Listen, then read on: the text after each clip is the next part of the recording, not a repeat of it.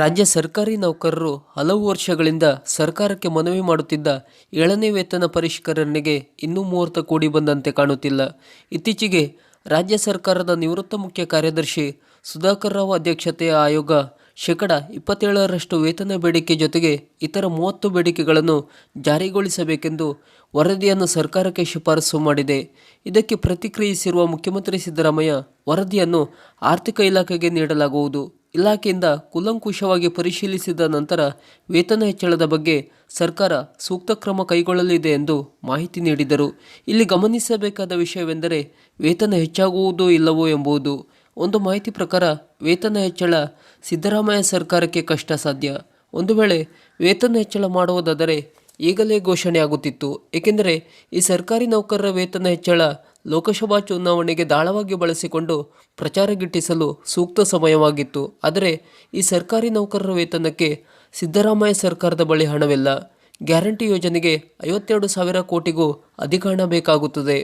ಸಿದ್ದರಾಮಯ್ಯ ಸರ್ಕಾರದ ಉಪಮುಖ್ಯಮಂತ್ರಿ, ಶಾಸಕರು ಸೇರಿ ಎಲ್ಲರೂ ಅಭಿವೃದ್ಧಿಗೆ ನಮ್ಮ ಬಳಿ ಹಣವಿಲ್ಲವೆನ್ನುತ್ತಿದ್ದಾರೆ. ಇತ್ತೀಚೆಗೆ ಬರಗಾಲ ಉಂಟಾಗಿ ಅನ್ನದಾತನಿಗೆ ಸರಿಯಾಗಿ ಬರ ಪರಿಹಾರವೂ ದೊರೆತಿಲ್ಲ.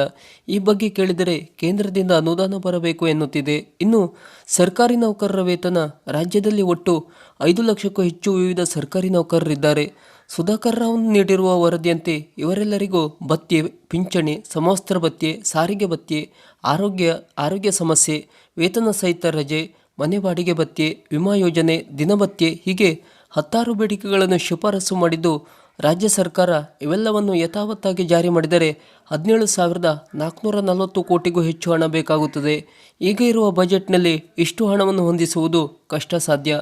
ಹಾಗಂದ ಮಾತ್ರಕ್ಕೆ ನೌಕರರ ವೇತನ ಹೆಚ್ಚಳ ಮಾಡದೇನೂ ಇರಲಾಗದು. ಏಕೆಂದರೆ ನೌಕರರ ಆಯೋಗ ಎಚ್ಚರಿಕೆ ನೀಡಿದ್ದು, ಸರ್ಕಾರ ನೌಕರರ ಹೋರಾಟದ ಬಿಸಿಯನ್ನು ಎದುರಿಸಬೇಕಾಗುತ್ತದೆ. ಸಿದ್ದರಾಮಯ್ಯ ಸರ್ಕಾರ ಒಂದು ಮಿತಿಯಲ್ಲಿ ಏರಿಸಬಹುದೇನೋ. ಈ ಸಲದ ಬಜೆಟ್ನಲ್ಲೂ ಮೀಸಲಿಡಲಾಗದ ಈ ನೌಕರರ ವೇತನ ಹೆಚ್ಚಳಕ್ಕೆ ಹಣ ಮುಂದಿನ ಬಜೆಟ್ನಲ್ಲಿ ಮೀಸಲಿಡುವ ಸಾಧ್ಯತೆ ಉಂಟು. ಈಗ ಒಂದು ಹಂತದಲ್ಲಿ ವೇತನ ಹೆಚ್ಚಳ ಮಾಡಿ ಮುಂದಿನ ಬಜೆಟ್ನಲ್ಲಿ ಪೂರ್ಣ ಪ್ರಮಾಣದಲ್ಲಿ ಹೆಚ್ಚಿಸುವ ಸಾಧ್ಯತೆ ಉಂಟು. ಏನಂತೀರಾ ಈ ಬಗ್ಗೆ? ಕಮೆಂಟ್ ಬಾಕ್ಸ್ನಲ್ಲಿ ನಮ್ಮೊಂದಿಗೆ ಹಂಚಿಕೊಳ್ಳಿ ಹಾಗೂ ನಮ್ಮ ಚಾನಲನ್ನು ಸಬ್ಸ್ಕ್ರೈಬ್ ಮಾಡಿ. ನಮಸ್ಕಾರ.